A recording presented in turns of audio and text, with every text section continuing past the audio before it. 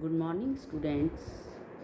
BA third year, विषय समाजशास्त्र। आज मैं इस विषय के अंतर्गत समाजशास्त्र का उद्भव इस टॉपिक में इमाइल दुर्खीम के बारे में आपको समझाऊंगी। इमाइल दुर्खीम जो थे वो कॉम्ट के उत्तराधिकारी थे और कॉम्ट ने जिस विषय की नींव रखी, दुर्खीम ने उसे वैज्ञानिक धरातल प्रदान किया। दुर्खीम प्रत्यक्षवाद या विज्ञानवाद में विश्वास करते थे।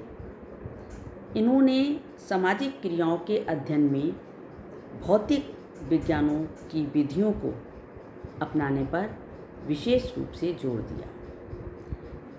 इन्होंने भौतिक विज्ञानों की भांति ही सामाजिक घटनाओं के अवलोकन, वर्गीकरण, परीक्षण आदि पर बल दिया और इनका विश्वास था कि सामाजिक क्रियाओं का अध्ययन भी प्रयोगों द्वारा किया जाना चाहिए, न कि मूल्यों के आधार पर।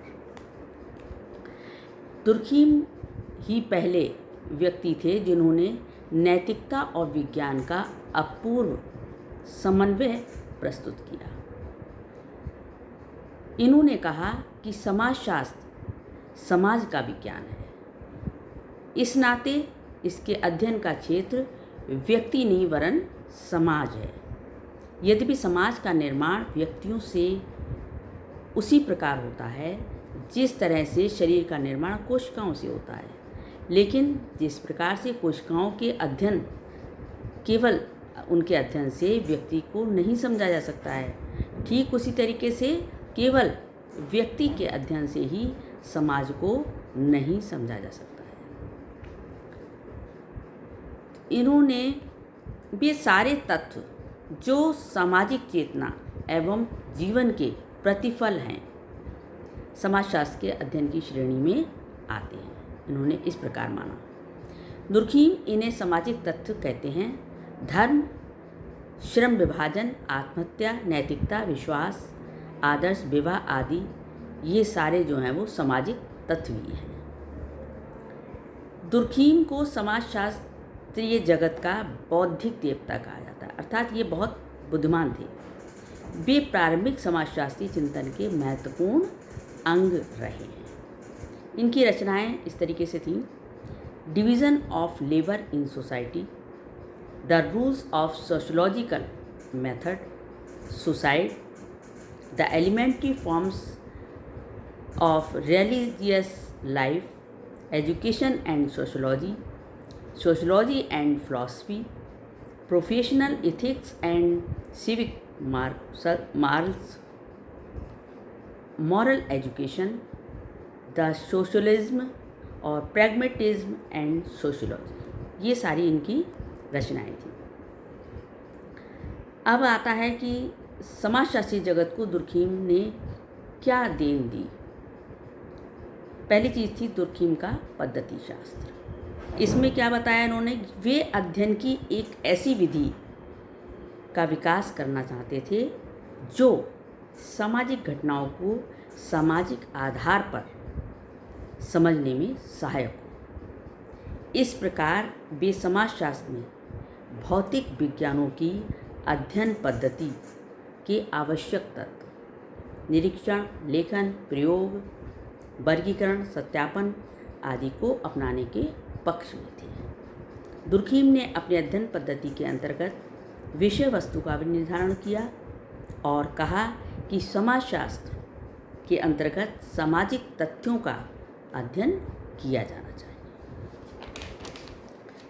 इसके बाद आता है कि दुर्खीम ने श्रम विभाजन का भी सिद्धांत दिया। समाज में श्रम विभाजन किस तरीके से होता है, इसके बारे में भी उन्होंने बताया।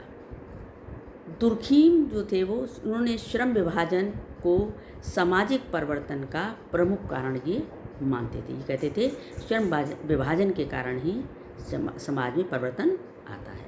श्रम विभाजन की गतिशीलता के आधार पर ही मानव सभ्यता और विकास को समझा जा सकता है। प्रारंभ में श्रम विभाजन कैसे होता था? लिंग भेद के आधार पर या आयु भेद के आधार पर हुआ करता था। जैसे कि वृद्धों को थोड़ा सा सरल काम दिया जाता था और जवानों को कठिन काम दिया जाता था। इस तरीके से औरतों को सरल काम दिए जाते थे और आदमियों को कठिन काम दिए जाते थे। लेकिन बाद में ऐसा नहीं हुआ। इससे पहले श्रम विभाजन का जो सिद्धांत था वो एडम स्मिथ ने अर्थशास्त्र के अंतर्गत दिया था।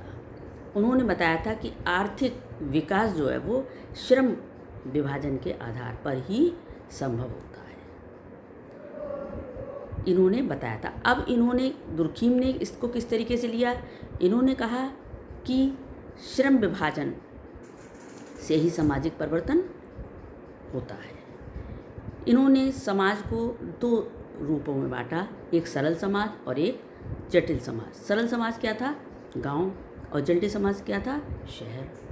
सरल समाज में कम जनसंख्या होती है, गांव में कम जनसंख्या होती है, उनकी आवश्यकताएं भी कम होती हैं और जो आवश्यकताएं होती हैं वो एक समान होती हैं अधिकतर, जैसे रोटी, कपड़ा, मकान या जो भी बहुत ज़रूरत की चीज़ें ही वो उनकी आवश्यकता होती हैं। जब ये सारी चीज़ें जो थी कम आवश्यकताएं होती हैं तो सब एक सी होती हैं, तो इन्होंने यांत्रिक एकता का नाम दिया।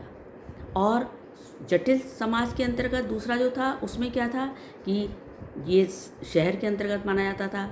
शहर में जनसंख्या अधिक होती है, आवश्यकताएं लोगों की अधिक होती हैं, अधिक आवश्यकताएं होती हैं, अधिक उत्पादन की आवश्यकता होती है, अधिक उत्पादन की आवश्यकता होती है तो अधिक श्रम होता है।